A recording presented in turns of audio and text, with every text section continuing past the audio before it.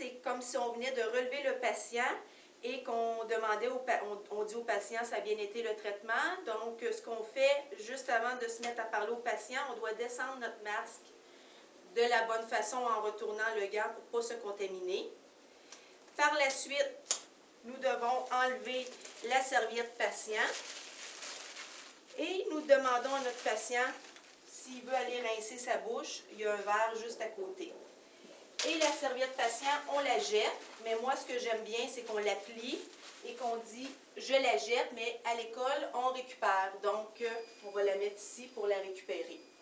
Par la suite, on ramasse toutes les choses qui doivent aller en stérilisation. Ce qui veut dire le porte-amalgame, ça va aller se faire stériliser. La porte-matrice, l'aiguille, la seringue et l'aiguille qui va s'en aller en stérilisation. Les papiers, les 2 par 2 qu'on a utilisés durant le traitement et qui sont souillés, on doit les jeter. Mais on ne les jette pas dans la vraie poubelle, on va les jeter dans notre poubelle récupératrice ici parce qu'on va récupérer tout au long du cours d'hygiène et asepsie. On les met ici. Notre tige montée pour l'anesthésie, la même chose, on la jette dans la poubelle récupératrice. Tout ce qui est récupérable dans la poubelle. Le papier articulé, la même chose. On met la pince articulée dans le plateau parce que ça s'en va se faire stériliser. Ensuite de ça, toutes les choses comme le crampon, ça va en stérilisation. La digue, ça a été utilisé en bouche, c'est jetable, mais on le met dans le panier récupérateur.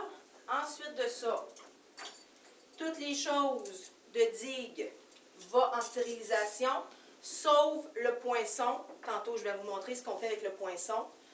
Toutes les autres choses, comme la succion, va dans le plateau. La pompe à salive, c'est jetable, contenant récupérateur. L'embout à succion, on le remet, pas à succion, pardon, embout air et eau, on le remet dans le plateau. Ensuite de ça, les pièces à main que j'enlève sur les embouts et que je dépose dans le contenant ici à pièce à main. Ensuite de ça, je regarde autour de moi s'il y a autre chose que je dois apporter avec moi en stérilisation. Il y a le verre que je n'apporte pas en stérilisation, mais que je jette. Et encore une fois, je ne le jette pas dans la vraie poubelle, mais je le mets dans la poubelle récupératrice. Et je regarde encore une fois, tout est beau, j'ai rien oublié. Donc, j'enlève mes gants de la façon qu'on doit les enlever. Je les dépose dans un papier ici à côté pour récupérer les gants. Et je me lave les mains.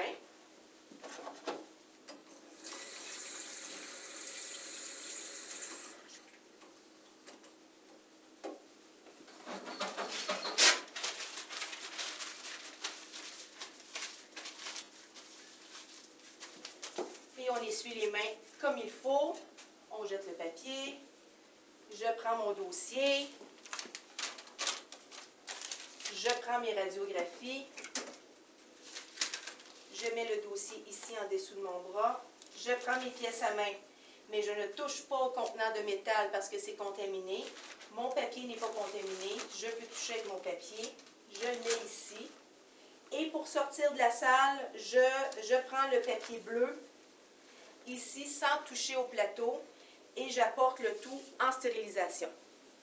Ce que je vais faire, c'est que je vais le laisser sur la table ici pour faire comme si c'était notre stérilisation et je dépose le dossier juste à côté et non dessus le plateau parce que sinon je contamine juste à côté. Et je retourne dans la salle faire mon asepsie.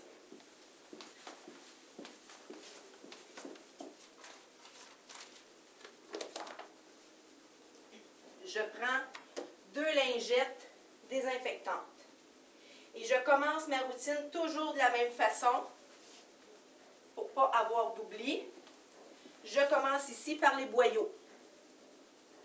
C'est la première chose. Et je nettoie l'intérieur ici de mon boyau pour que je puisse le remettre. Et ça a été bien désinfecté. Je nettoie mon boyau et le support où est-ce que le boyau va s'insérer.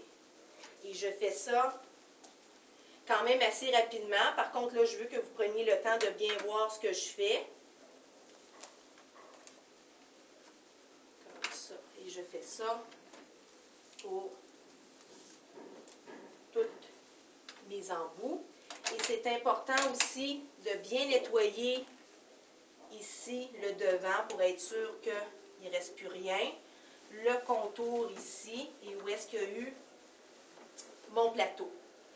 Et ensuite de ça, je viens chercher mes 2x2 désinfectants. Je nettoie mon pot. Je dépose le pot ici. Je prends ma précelle de service. Et je sors les 2x2 que j'ai besoin pour mettre sur mes embouts. J'en ai besoin de 1, 2, 3, 4, 5 et 6. 1, 2, 3, 4, 5 et 6.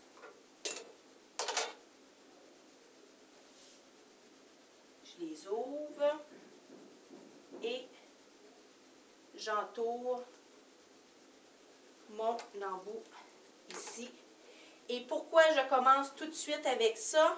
C'est que le désinfectant doit rester 10 minutes sur les embouts. Et ça va me donner le temps de faire ma salle et ça va avoir le temps de bien désinfecter les bouts qui ont pu aller près de la bouche. Ça. Et un petit. Il m'en reste un ici que je laisse là pour ma lampe polymérisée que vous allez voir quand est-ce que je vais le mettre dessus. Et là, je m'en viens faire soit la chaise ou ça, mais je préfère qu'on commence par ça ici, avec le bout, la lumière, et on nettoie comme il faut, et ensuite de ça, la chaise. Et comme il faut nettoyer les bras, parce que c'est ici que les patients mettent leurs mains, et je descends, descends, descends jusqu'en bas et je ne remonte pas. Et je change ma lingette, j'en prends une autre. Et je commence toujours au même endroit. J'ai la chaise d'assistante ici. Je peux mettre mon pied juste au bord en bas pour pas que la chaise bouge. Et je nettoie. Pas trop nettoyer ici parce que c'est pas là que c'est contaminé. C'est pas où est-ce qu'on s'assoit, mais plutôt où est-ce qu'on a touché. Le bras et les trucs ici pour monter et descendre la chaise. Les comptoirs. Donc, je commence ici. Et pour être sûr de rien oublier, je fais toutes les choses en m'en allant toujours de la même façon. Et je ne lave pas mon lavabo tout de suite, j'ai juste fait le contour.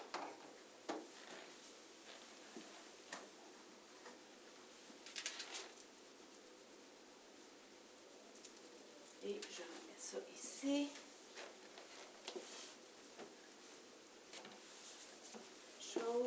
Ma lampe, je la nettoie et je peux tout de suite aller chercher mon 2x2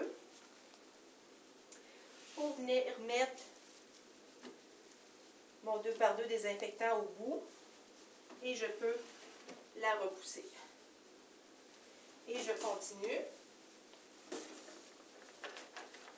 Et je peux serrer ma boîte de tampons dans le tiroir, ici dans le deuxième tiroir. Ensuite de ça, je nettoie mes pots et je me laisse toujours un endroit désinfecté sur le comptoir pour remettre les pots à l'endroit désinfecté. Je jette dans la poubelle récupératrice. La pince à crampons, le poinçon, désolé, le poinçon, on le remet dans le tiroir numéro 2. Et le contenant de digue ici, la boîte de digue dans le tiroir numéro 2. Le papier, je le jette, mais je peux le récupérer. Il peut tomber par terre, c'est pas grave.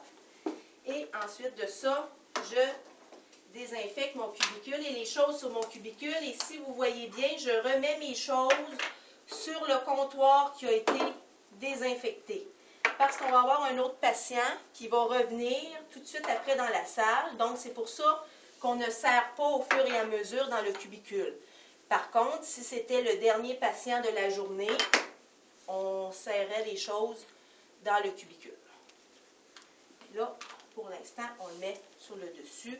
Le papier ici, on le jette, mais on va le mettre ici pour récupérer. Ensuite de ça, très important, on doit pousser le couvert du cubicule. On descend ici le tiroir et on nettoie comme il faut l'intérieur et surtout l'amalgamateur, en fermant l'amalgamateur ici, en touchant, en nettoyant les boutons qu'on a touchés durant le traitement. Et à l'intérieur ici, où est-ce qu'on a inséré la carpule d'amalgame avec nos gants souillés, doit être nettoyé et l'intérieur du petit couvert ici. Et je peux refermer le tout et continuer à nettoyer mon cubicule. Et je continue ici. Je ferme le négatoscope en passant. Nettoie ici.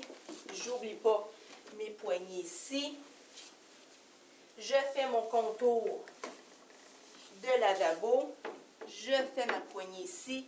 Mon devant de ma poubelle. Ma chaise dentiste.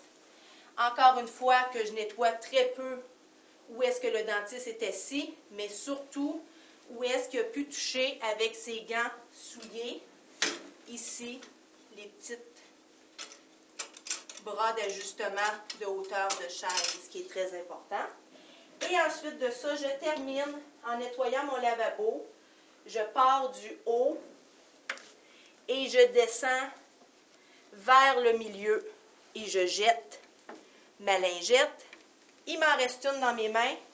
Je m'en vais terminer avec mon deuxième lavabo de la même façon. Je pars du haut et je descends vers le bas et je jette ma lingette. Je me lave les mains.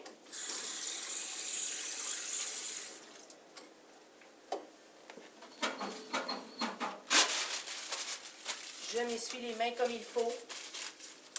Et je reprends mes gants dans le papier et je suis prête à aller chercher mon prochain patient.